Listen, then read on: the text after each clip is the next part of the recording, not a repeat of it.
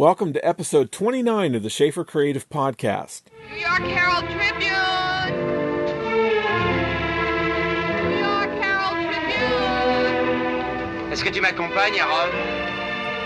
We're going to do something a little different in this episode. We're going to talk to a film historian about the French New Wave. I'm your host, Todd Schaefer.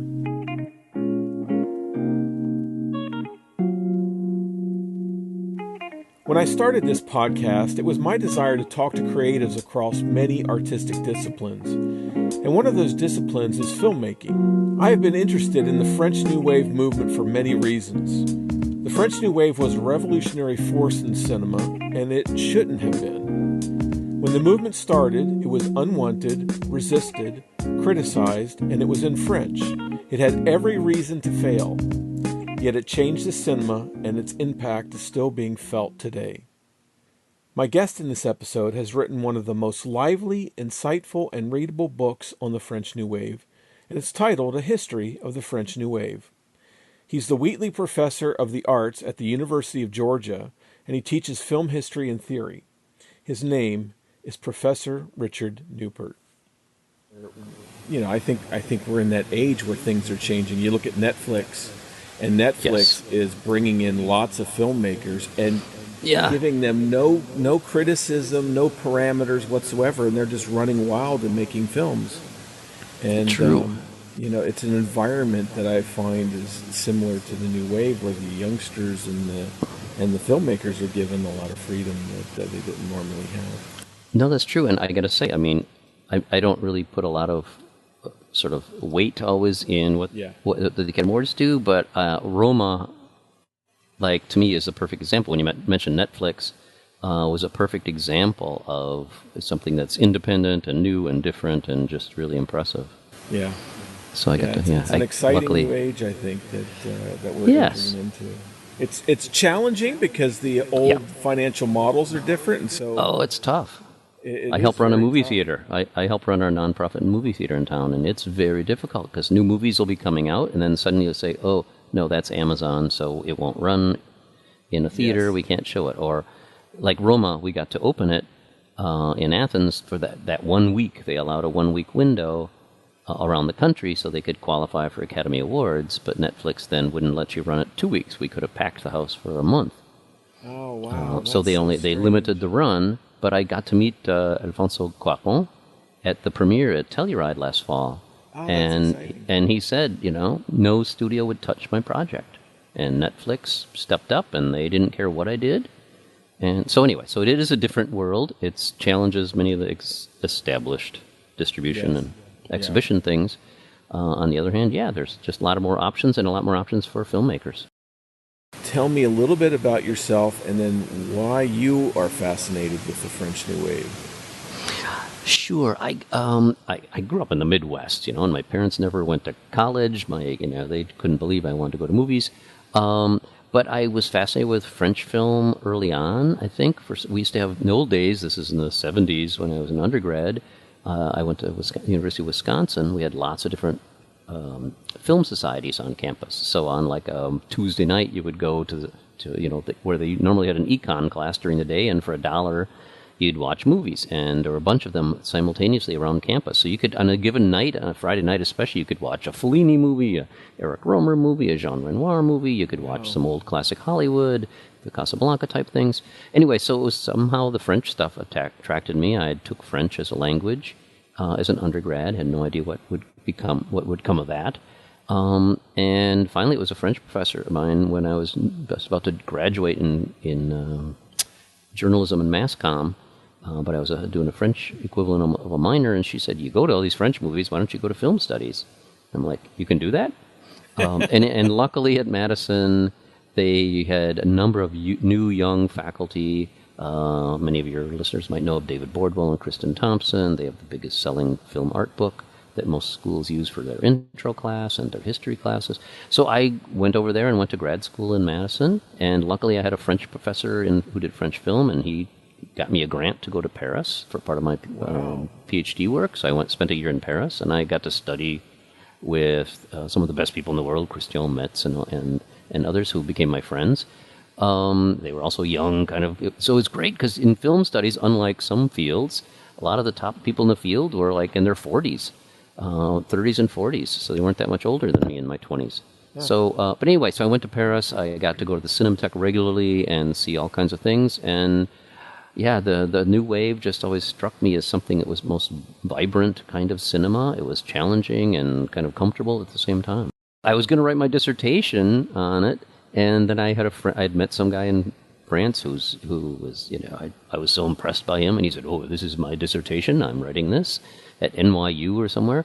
And so I thought, "Oh, I can't do it." A guy from the Midwest, so I left it alone and I did something else. And then he never finished his dissertation. He never wrote the book. So it was only later I thought, well, there's still no good book on the New Wave, so I got more interested. Oh, fantastic. And it's a very good book, by the way. Oh, thank you. And I must say, one of my professors there, Michel Marie, later then wrote also a book on the French New Wave, so I ended up translating that for him into English. So I did have a great professor over there who did care about the New Wave, especially for sound and other aspects of it. Michel Marie's New Wave, he tries to prove that it's like an artistic school, that it's really equivalent of, you've got a ringleader in Francois Truffaut, you've got a sort of theorist in André Bazin and his writings, and you're reacting against the establishment. So he kind of said it's like almost every art movement, if you look at art history, that there's always, whether you're naturalists or whether you're symbolists or whether you're surrealists, you're always reacting, or impressionists or post-impressionists, you're always reacting against somebody.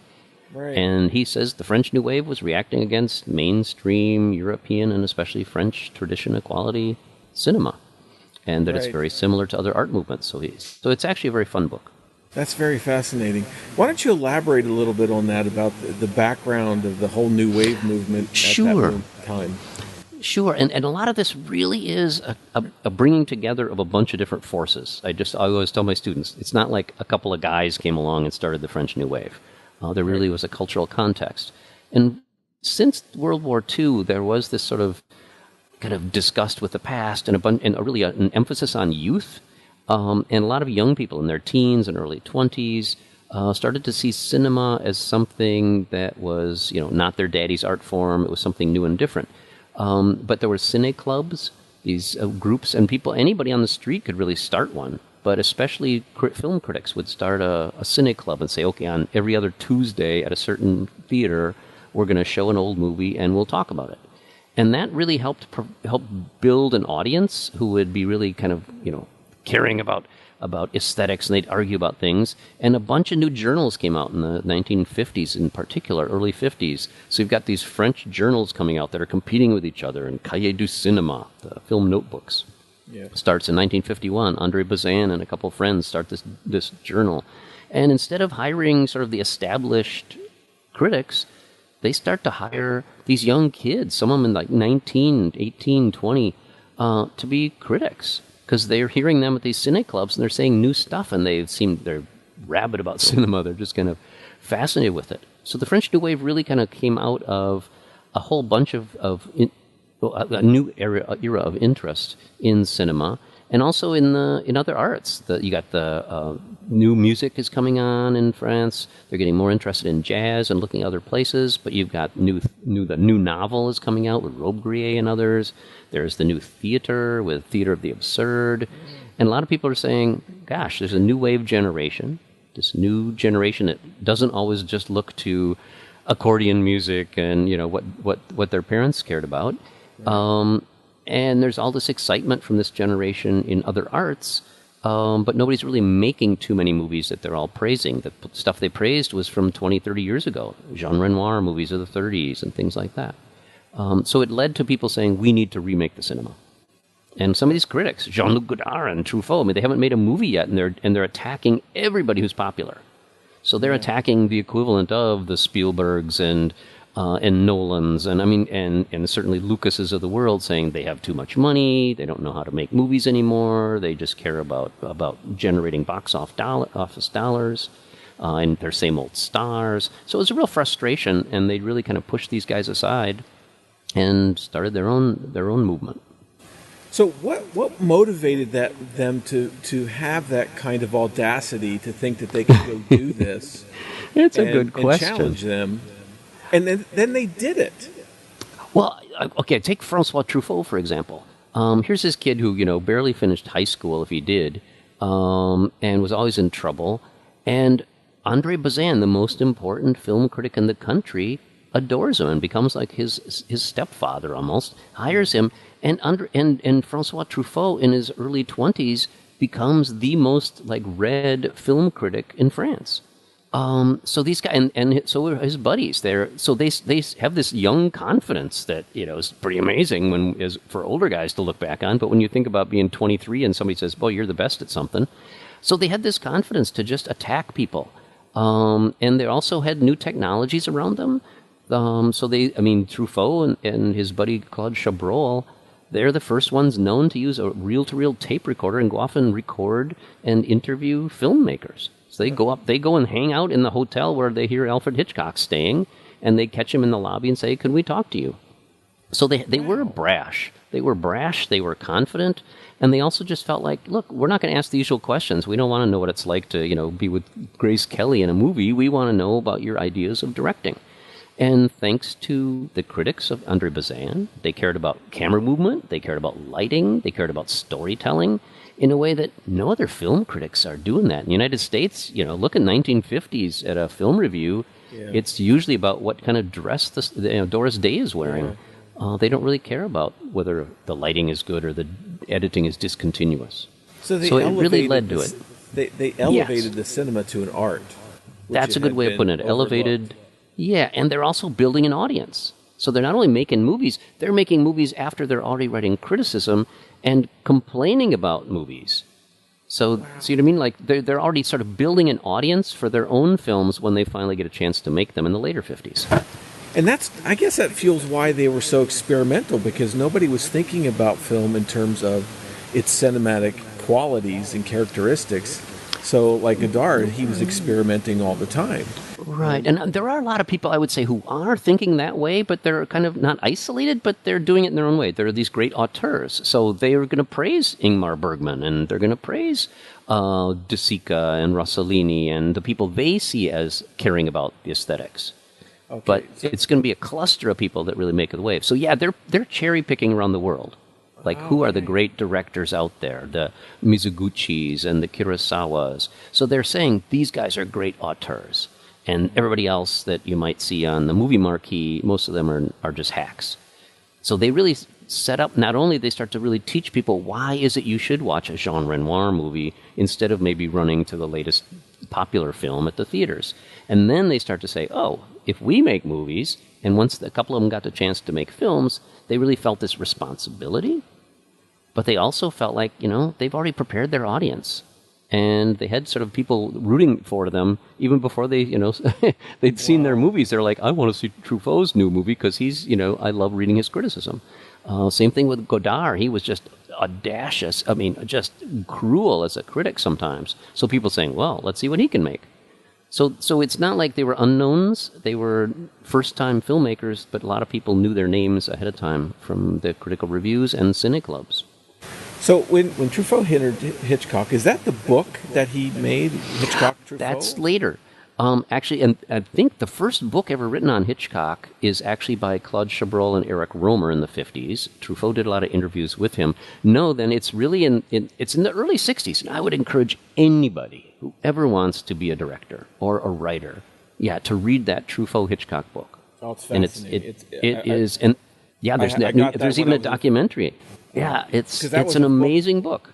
It was a book that I got when I was in film school, and I've always had it nearby my side. It's a fantastic book. Oh, that's terrific! Because in the documentary, they actually interview Wes Anderson, and he says, "Well, it's not a book anymore; it's just a pile of pages. It's just broken apart. He's looked at it so many times." But that kind of close attention. Truffaut is at the peak of his career in the early '60s, and he takes a year off to go and write a book with Hitchcock. Oh, wow. People are trying to get him to make movies. And he's like, this is what he wanted to do, was talk with Hitchcock through every movie and how he made his artistic choices. And that's brilliant. And we don't get critics doing that much anymore. Right. I was fascinated to learn also that Truffaut got his father-in-law to purchase Kalatozov's The Cranes Are Flying. Yes.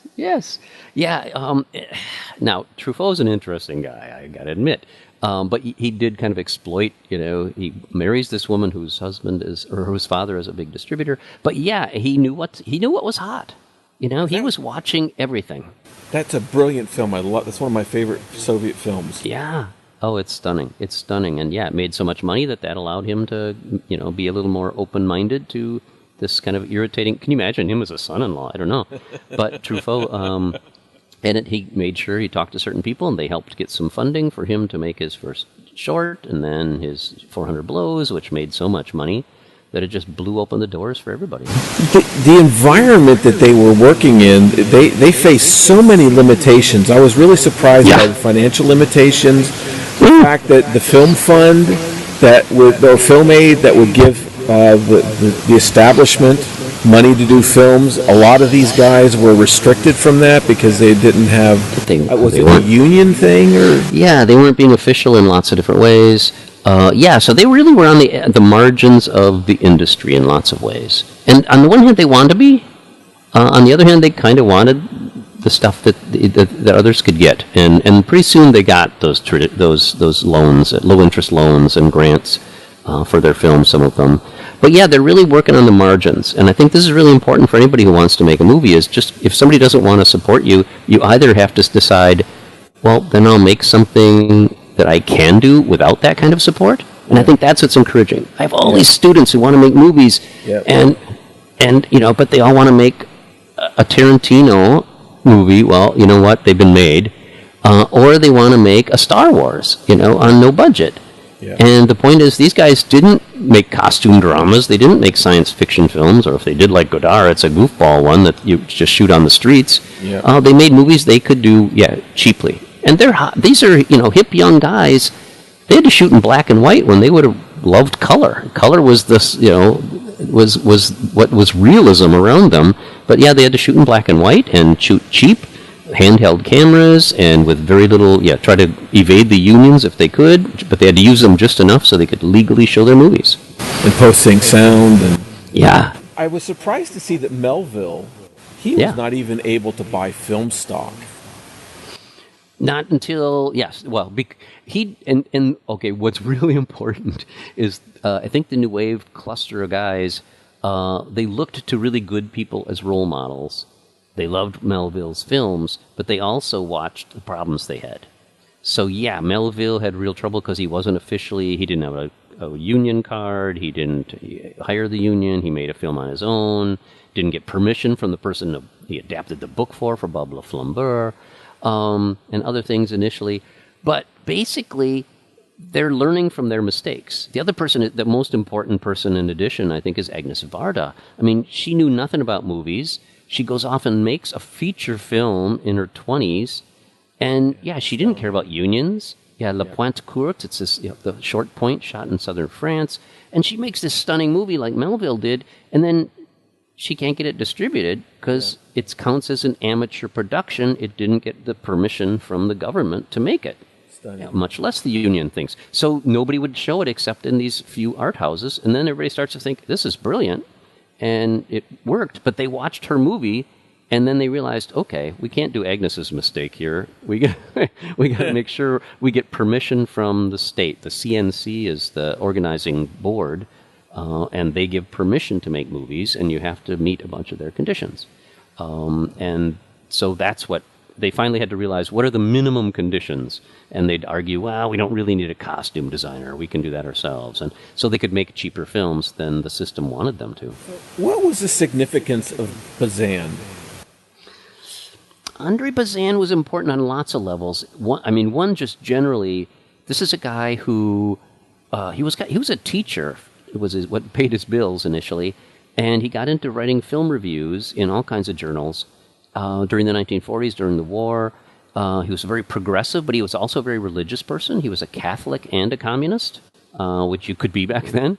But he had this earnest belief that cinema was somehow close to the human spirit. Cinema could be opening worlds onto us. He just had a real faith in cinema as a progressive force of society and one of the great new art forms of the century. So he had a very sensitive style of writing criticism that just pulled people in, I think. And he also then, as a person, apparently he was the kind of guy who he couldn't like drive through Paris. He was lucky enough to have a car without like stopping on every corner where somebody's waiting for a bus in the rain and saying, "Well, come ride with me." I mean, he was just a big-hearted guy, and he helped all these young critics get into the industry. So he was a very important critic. He championed auteurism. He thought everybody should find their own mise en scène, their own visual style. Right. So he would write great articles about movies that, like even some of the neo-realist films that were being panned, he says, no, this is the great stuff. You got to watch De Sica. You got to watch Rossellini. So he was champion for Jean Renoir and other directors from the 30s who had been kind of overlooked by the end of the decade. Unfortunately, the online service that I used to record audio completely quit on me in the middle of this interview, and I had to scramble to get Professor Neupert on the phone and get that phone call recorded. It's not the best audio, and I apologize for that, but we resume our conversation with this question: would the French New Wave be different without Andre Bazin? Yes, I think he not only set the playing field of some of the concerns about authorship, but especially certain kinds of themes. That is, the sort of, he looked for very humanistic themes that would be connected to the film style. So I think that really sort of shaped what these young critics were looking for. It was one thing to say, oh, there's some great storytelling, but is the lighting and the camera work reinforcing it? Are they really looked for this sort of whole package rather than just talking about what the main characters did in their reviews. So when they made movies, they really had the sense that they had to live up to sort of the Bazinian reputation of stories and style that are just inseparable. You can't imagine shooting that scene in a different way. And when Truffaut wrote articles, I mean, some of his first reviews, he would actually criticize and say, look, one scene is pretty good, and then they move the camera in a way that just, undercuts it. So they really cared, and they were thinking about writing reviews were just like making movies. So when they got the chance to make movies, they tried to do them in a way that kind of Bazin, whether he was alive or dead, he died so young, but that something that sort of they were inspired by him that he would have liked. So yes, I think he made a huge effect on their lives, but also just their aesthetics, that theme and style have to work together. Yeah. What can filmmakers today learn from the French New Wave? What should we be learning from them? I think the first lesson of the French New Wave is tell stories that matter to you. Not think about an audience, not worry about certain kinds of genres.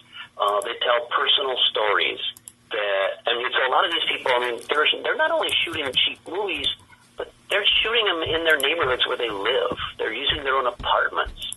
Even the actors, sometimes they're like a friend's girlfriend, plays the girlfriend in the movie. They did real personal things that they cared about. So I think that's one of the things.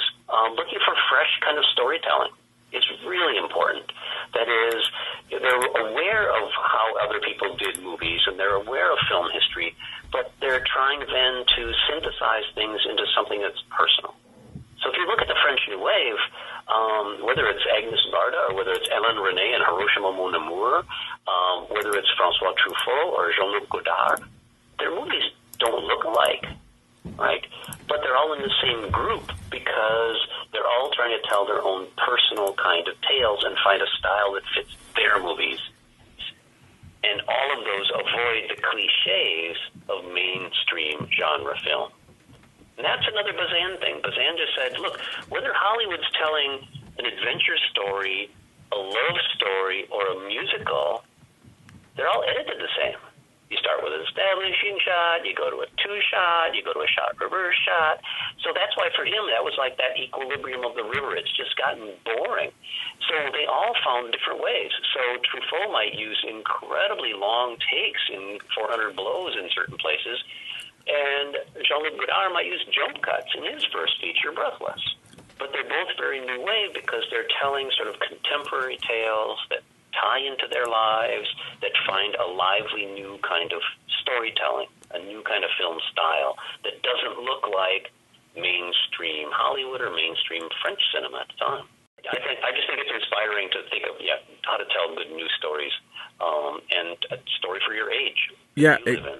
I totally agree with that. I mean, the Hollywood has gotten so formulaic now. All the screenwriting books that are being pumped out by all these teachers basically are all the same thing.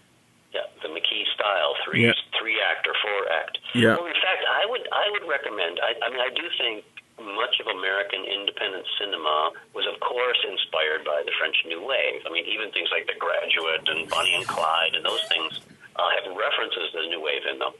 But it's really the 1980s on, the big new independent cinema stuff. They look back to these people too as role models. And there are a couple of good, you mentioned books. My good friend J.J. Murphy has a great book on script writing in new independent cinema. Oh, really? It's all about me and you, and it's a really good book about looking at script writing in movies like Elephant and movies like You and Me and Everyone We Know. About what makes them so different. They're different from the script on. It's not just the story itself. They actually rethink what should a script do. They rethink what kind of actor and actress should we use. Everything is kind of rethought from the ground up, and I think that's a lesson that the New Wave should teach people. Just because somebody's got a good name doesn't mean they're a good actor for your movie. Right.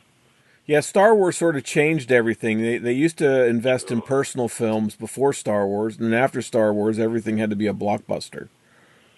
Yeah, well, at least, yes, especially if you go through the mainstream, and that's one of the things I think the New Wave kind of taught is they made their own movies. They didn't need to use studio people. They didn't need to say, who's the best cinematographer and highest paid, they must be the one I need.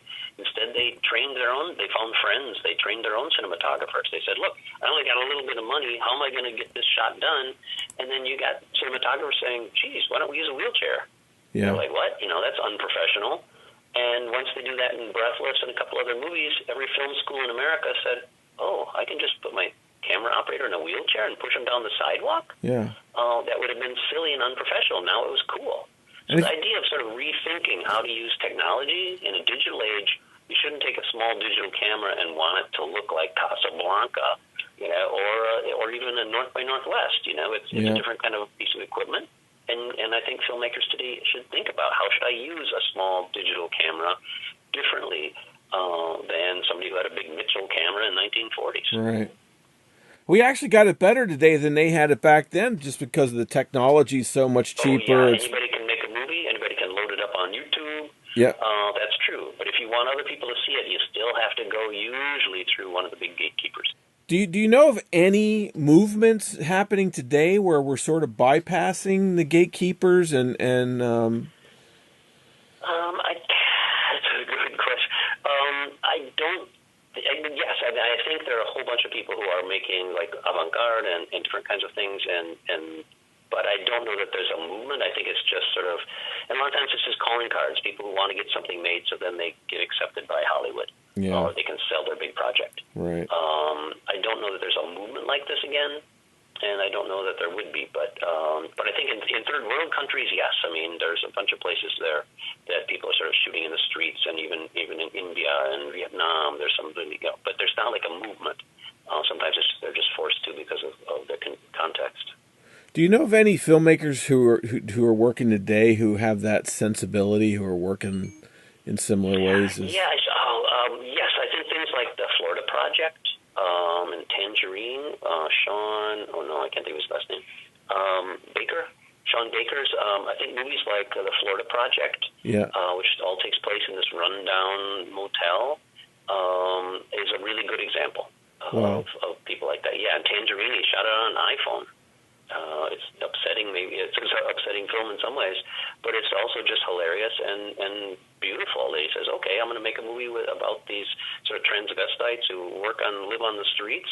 I'm not going to shoot it with classical Hollywood style. I'm going to just shoot it with an iPhone like I'm a passerby. Huh. So I think people like that are real exciting right now. So what are the books do you think are helpful to read about the French New Wave and get an understanding, like Bazin's writings, or are there articles? Bazin is really good as a background, certainly.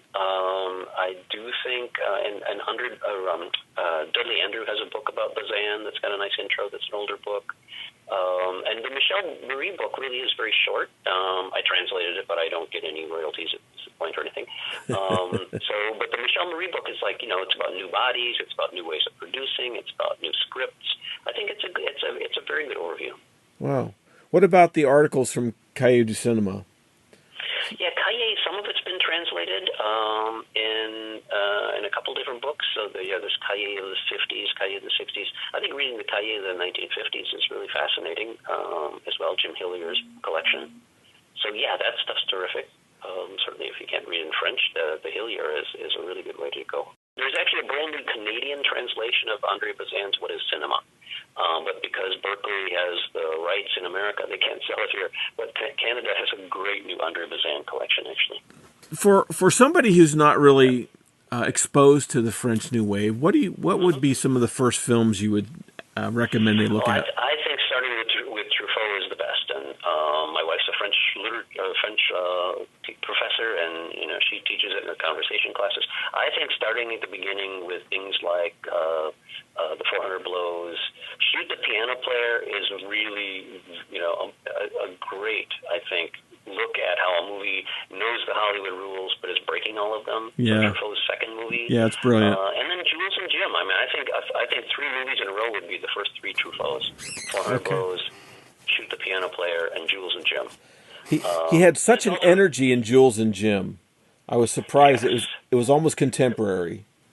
Yeah, it also shows the variety that this young guy is using. His first film, 400 Blows, the Catholic Church gave it one of their top honors because it showed sort of how children need a loving family, and he doesn't have one. And then his third film, it was condemned by the Catholic Church because there's this sort of love trio as well. And then certainly my favorite film is Breathless still. I think Godard's Breathless, you can't beat it. Is really stunning. I'd also really encourage people, the most important woman filmmaker ever, I think, in history is Agnes Varda, and her Cleo from 5 to 7 and Le Bonheur, Happiness, Le Bonheur, are both just marvelous movies. Yeah. And then also Ellen Renee. Some people don't put him in the New Wave and say, well, he's in this left bank group. But Hiroshima Mon Amour is one of the most moving and difficult movies at the same time. I think it's really stunning. Yeah, it is moving and so really it's a good places to start, I think. And even Louis Malle's Elevator to the Gallows. It was just before the New Wave. Yeah. But he was Louis Malle, Elevator to the Gallows. He's going to he starts his own company. He uses new actors and makes stars out of them, like Jean Moreau. He's got this jazzy soundtrack. A lot of that stuff is going to really affect not just the French New Wave, but really the next 10 years of French filmmaking. Yeah.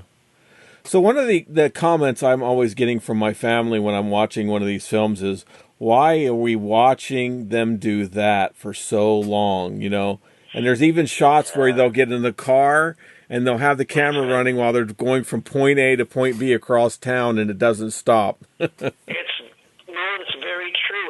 And I will say some of the stuff seems dated now because, it's 60 years old or 55 years old. But a lot of times, they're trying to have you sort of do that Bazinian spectatorship of sort of just watching people and watch for subtleties. Okay. Which is something that most mainstream films weren't already doing. They would just cut. That notion of, again, embedding you in their time, embedding in that space, and also calling attention to the soundtracks. A lot of times they're recording on, like live direct sound and then mixing things in later. So they really want you to see and hear from their new perspectives. Now, the nice thing about a lot of the New Wave films is they didn't have a lot of money, so they weren't making 3-hour movies. Yeah. Jacques Rivette tried all the time. But in general, they're really quick and fun. Yeah. And if people need a respite from the New Wave, you watch Umbrellas of Cherbourg. Oh, no doubt. Jacques Demy in that full color and singing, and unfortunately his musician just died as well. But yes, so I think there's some great surprises in there to watch as well. Professor Neupert, this was wonderful. Thank you so much for giving me your time and your wealth of knowledge on this and sharing your passion. This is exciting. I really enjoyed this. Sure, this has been great. Yes. If I can do anything or help, fill in any gaps, let me know. I will do that. Thank you, Mr. Neupert. All right, thanks, Doug. All righty. Bye-bye. Bye now. Looking ahead, we have some exciting guests coming up. Armand Baltazar, who's been a background designer for DreamWorks, will be with us to talk about a book that he both wrote and illustrated called Timeless. And further on, the animator of Lion King's Pumbaa, Tony Bancroft, will be here to talk about his experiences and about the animation courses he's teaching online. Thank you for joining the Schaefer Creative Podcast. You can visit us on the web at schaefercreative.studio. Music is by Lee Rosevere.